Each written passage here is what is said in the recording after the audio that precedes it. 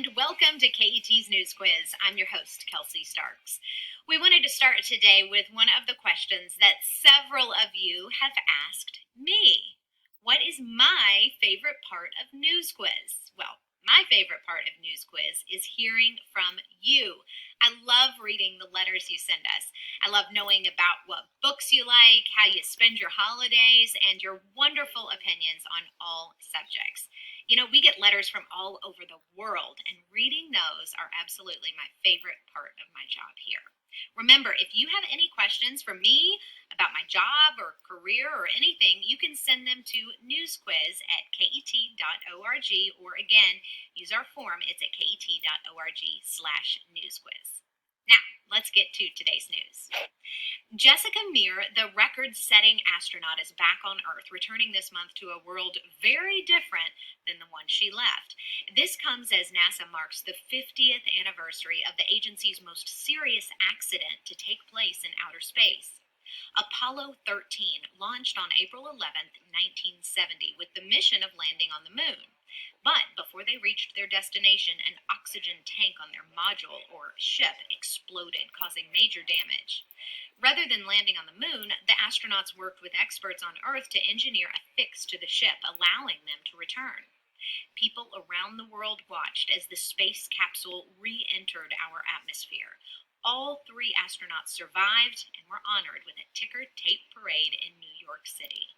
Since then, the Apollo 13 story has been written about and made into a movie. It's been called the most successful failure in American space history. Around the world, Muslims are observing the Islamic holy month of Ramadan.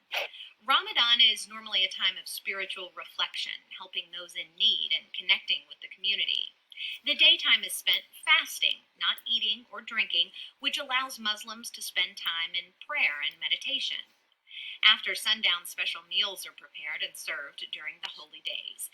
This year is a bit different because of the pandemic. In many parts of the world, like Afghanistan, markets are still offering food and items for special meals, but social distancing will keep many from taking part in daily gatherings.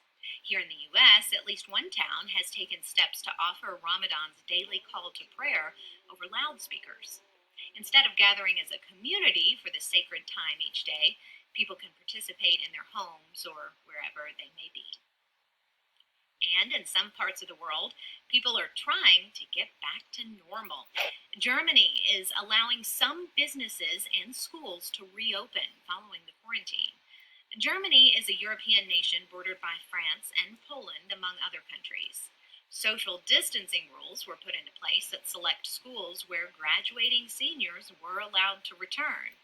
Students say it's nice seeing their friends, but weird with all the new rules to follow. Germany's Zoo Berlin is also getting ready to reopen. Visitors will be able to see most of the animals who reside there. Masks, of course, are recommended, and people must try to follow social distancing rules here as well. Let's come together for today's quiz questions.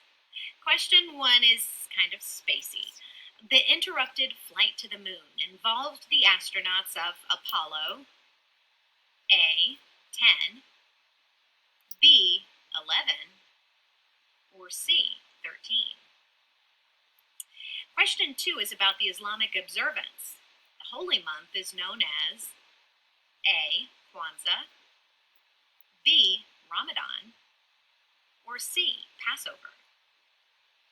And question 3 is beginning to open up. One country where some students are getting back to school is A. Germany, B. Italy, or C. Greece. Well, let's look at some of your plans for post-quarantine time. Here are a few of the opinion answers you've shared with us. We start with Maxwell in the 5th grade at Majestic Elementary in Utah.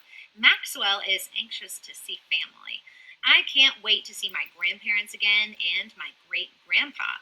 I am going to go shopping with my family and spend a day in the newly opened community. That sure sounds great.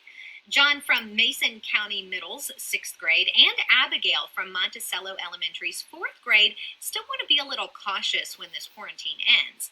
John says, I would still keep my distance from people until they find the cure. Then I'll feel more comfortable.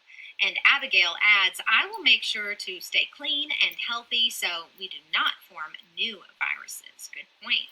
And Olivia from Faust Elementary's 4th grade in Ohio has lots of plans. Olivia says, I am hoping to go to Yellowstone, London, and Amsterdam to see where Anne Frank lived. I also look forward to play dates, parties, and hugs. Boy, those all sound fantastic. We'll keep looking forward to all of those plans and keep sharing them with us. We want to hear from you. What will you do first when the quarantine ends? You can send your letters to us at newsquiz@ket.org, or you can always use the form. It's at ket.org/newsquiz. Just be sure to include your name, grade, school, and teacher's name in your response, and we'll read more of your letters here next week. Okay, time for today's answers. The answer to question 1 is C. The interrupted moon flight happened to astronauts on Apollo 13. The answer to question 2 is B. Ramadan is the Islamic holy month. And the answer to question 3 is A. Germany is beginning to reopen schools and other businesses. And last but not least, circus performers in the Czech Republic are entertaining quarantined families. A group is pulling a trampoline around their city. They stop in public areas where people can watch them perform from a safe distance, of course. Well, time for me to bounce on out of here. We'll see you next week for more News Quiz. Bye.